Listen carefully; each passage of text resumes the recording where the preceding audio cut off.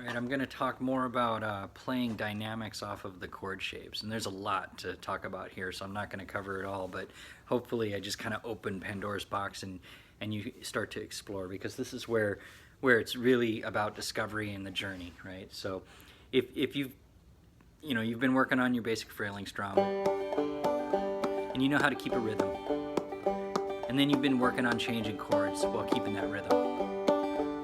So you go from the G shape to the C, back to G, and then D, G. And that's nice when you're playing in the background, but it's kind of boring. So how do you spice it up? Well, you start introducing your dynamics on top of those chord shapes. The G's easy, G stays open, you have all these fingers free. You can do any dynamic. You can do those dynamics anywhere in a scale of G. So I'll show you first and then talk about it in a second.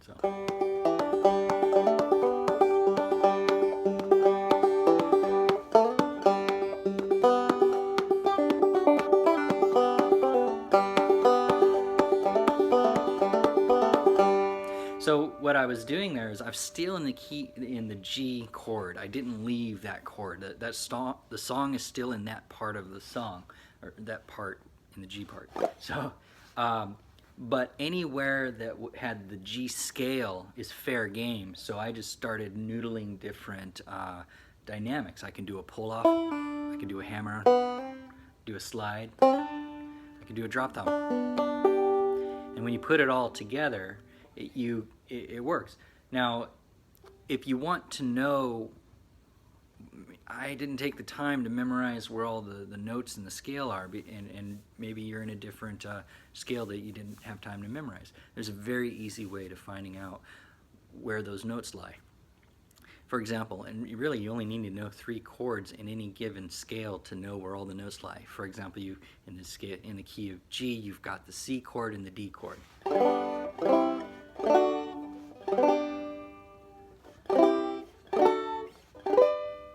Now, what I just did there, you in the last video you memorized all your chord shapes. The chord shapes, I think, are easier to remember.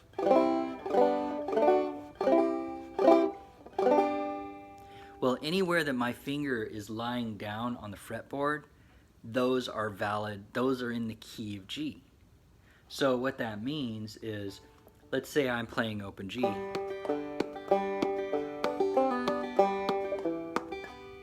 I just did a pull off on that second string first fret. Why does that work? Well, if I take the C shape, you notice that my pointer finger is on that second string first fret. That's because the C chord is in the key of G. So is that individual note. So is this individual note. And this one. So what that means is I can be and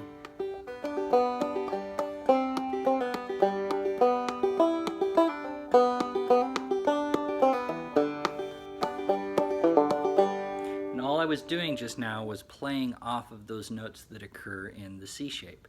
I can also do the same thing with the D shape. So what that means is, well, hey, look, this happens to be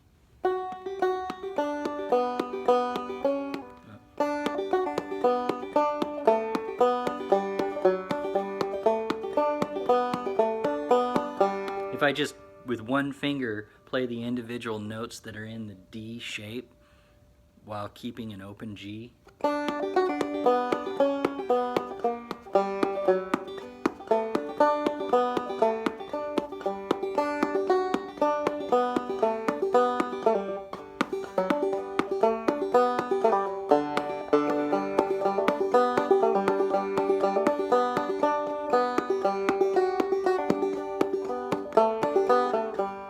All those notes work just fine in G because that D is in the key of G.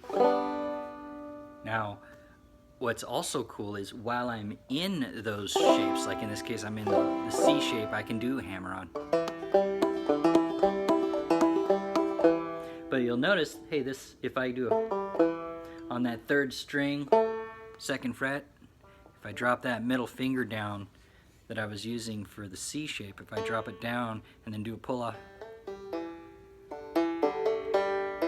the reason that works is because, well, that note was being used when I was in the D shape. So everything that I just told you about playing notes off of that G shape apply when you're in C or D. So, and the reason I can do a pull off while in D shape, for example, is when I lift my finger off of that 3rd string 2nd fret, it resolves that 3rd string to the open, which is part of the G chord.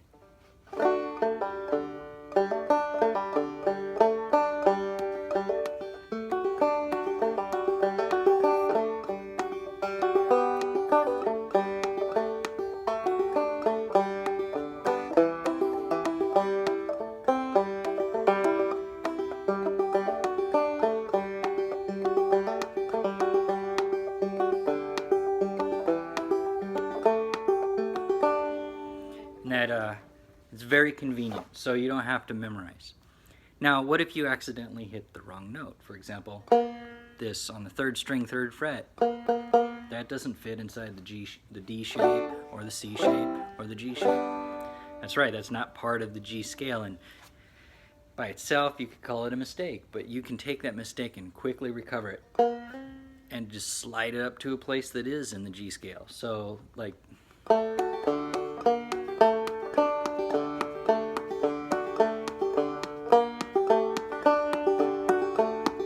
it adds a little bit of a spooky sound, but it gets resolved when it finds its home back to the D shape or the G shape or the C shape.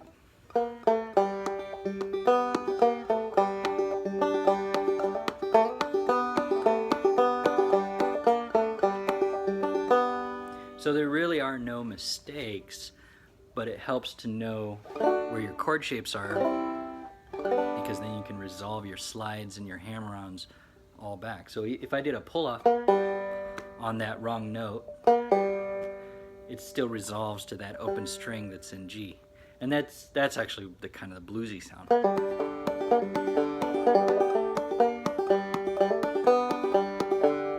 But that's a different story. Now, this works in other scales also, or other keys also. My favorite, and I abuse this one to death, is the E minor. That's your more rock sounding, or your so I'll do an E minor shape, G, B minor, C, E minor, E minor, G, B minor, C, E minor, and so on. But everything I just told you also applies to that. So the song will always resolve to E minor, so you can take whatever journey you want with chords.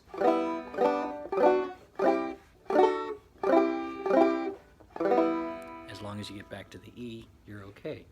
The same thing is with the noodling the little melody bits off of that. So I can take that just like I was doing with the C shape, where I took that middle finger and I brought it down, because that note would have fallen nicely inside of the D shape. The same thing applies when doing an E minor, because the D chord is part of the E minor scale. As luck would have it, all of the chords that are in the E minor scale are the same chords that are in the G major scale. They're kind of related. It's just the starting point is on the E minor instead of the starting point being on G. So I can do all the same chords. I can go from E minor to C to D to G to E minor. So all of those chord shapes that I was just familiar with, I can do the slides.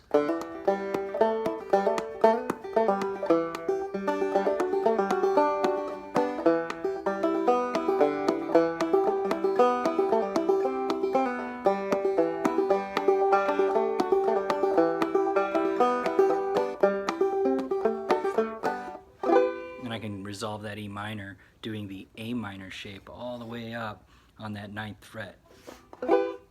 Pinky fingers on the 9th fret. And this is a good example of one of those chord shapes where I can't really lift my fingers. They're kind of tied up. So what do? I rely on this hand to add the melody. And I can either add the melody by striking one string at a time,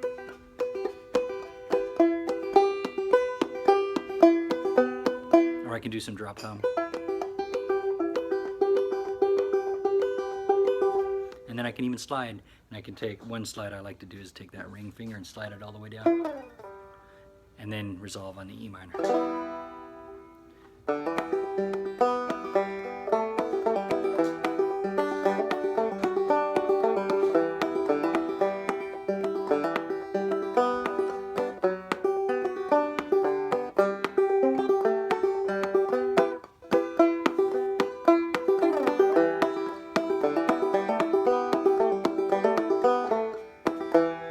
One thing you can do also is to spice up is to play less. So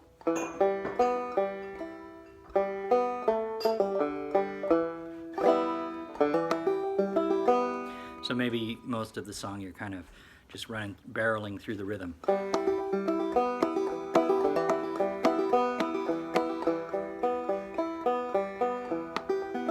And you break it up. You stop with the strumming and you stop with striking with the thumb and the drop downs, and you just use your middle finger to run through the quarter notes. And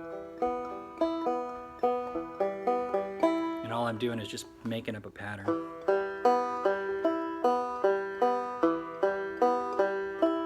And you can make up your own pattern.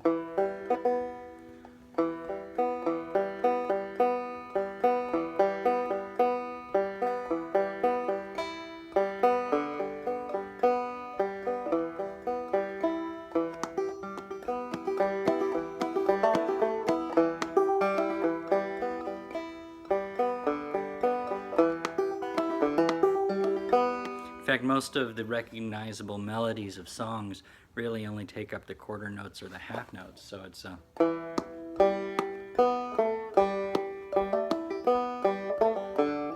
might be what somebody's singing while in the background you're going.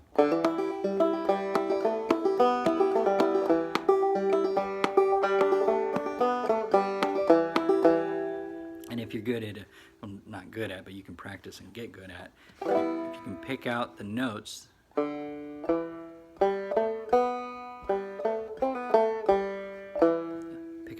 of a song, that's something that somebody would sing along with, you can get a good sense of how to play that song on banjo.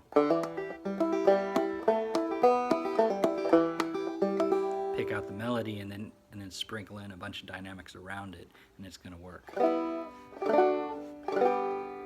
So let's see what else you got. Let's say I was doing a song in the key of F.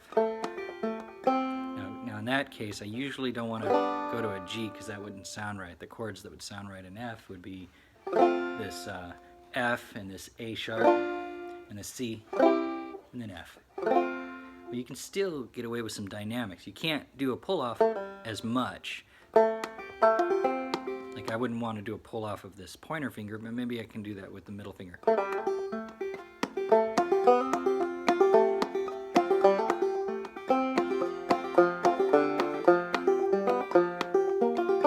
Well, I guess you can do a pull-off. Like I said earlier about playing the wrong notes, as long as you resolve back to the chord shape, it just gives it a kind of spooky, bluesy feel to it.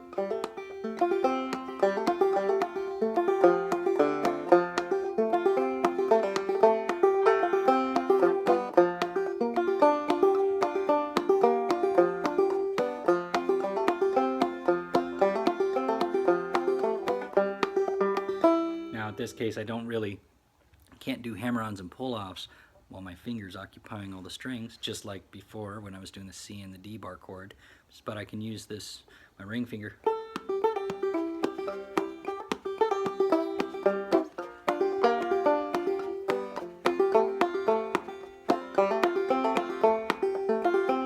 And I can again use this hand to do drop thumbs.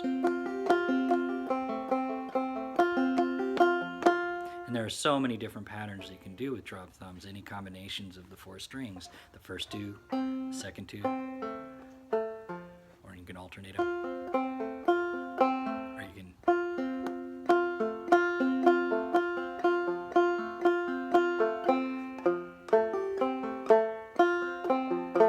you can get a lot of melody mileage out of that. So there's still a lot more to talk about, but just explore the chord shapes and see what you can do playing off of that.